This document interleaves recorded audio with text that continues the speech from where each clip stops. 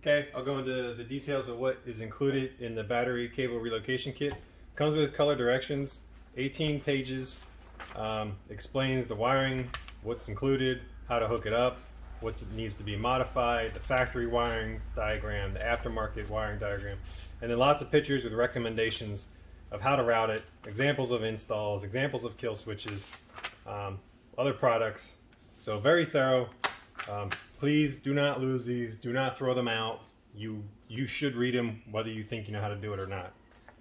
The other things that are included, all the clamps needed to mount the battery cables routing to the back, all of the boots for the various size cables, the fuse holder and A&N fuses, one for the kit, one for a spare. It does proper fusing. You need to relocate the fuse to the back, so this handles that.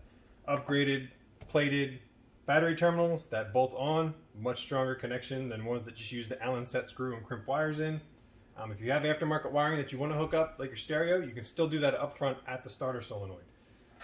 All the hardware needed for the clamps, the hardware needed for the auxiliary grounds, the upgraded relocated wiring for the starter includes the terminals needed, includes the heat shrink needed. So all of this stuff is included with hardware for the kit. The other things included: the cables, aux ground cable, battery to fuse cable, fuse to kill switch cable, ground cable for the battery,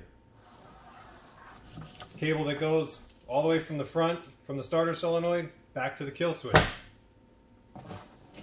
aux ground that runs from the front all the way to the back. You can't rely on the frame to be a solid ground. There's so many connections and corrosion points and everything else. So this gives a dedicated ground from the battery all the way up to the firewall where the PCM and everything else is critically connected. This is the biggest piece that most people overlook.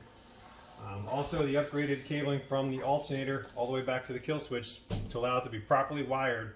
So if you do hit the kill switch while the truck is running, it will both turn the truck off and it will not damage the alternator with the way it's wired up.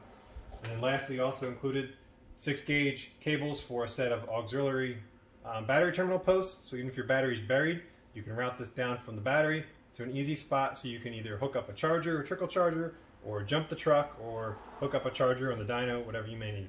So all this stuff is included. Again, it is an expensive kit, but everything's super high quality stuff. You can see in here, all the cables are TechFlex sleeved, tin copper lugs, crimped, heat shrunk, hydraulically crimped. You're not getting these apart. And still super flexible, so it allows nice, clean, tight routing. The other thing you may need to include yourself is zip ties to clean anything else up. Again, all the clamps are included.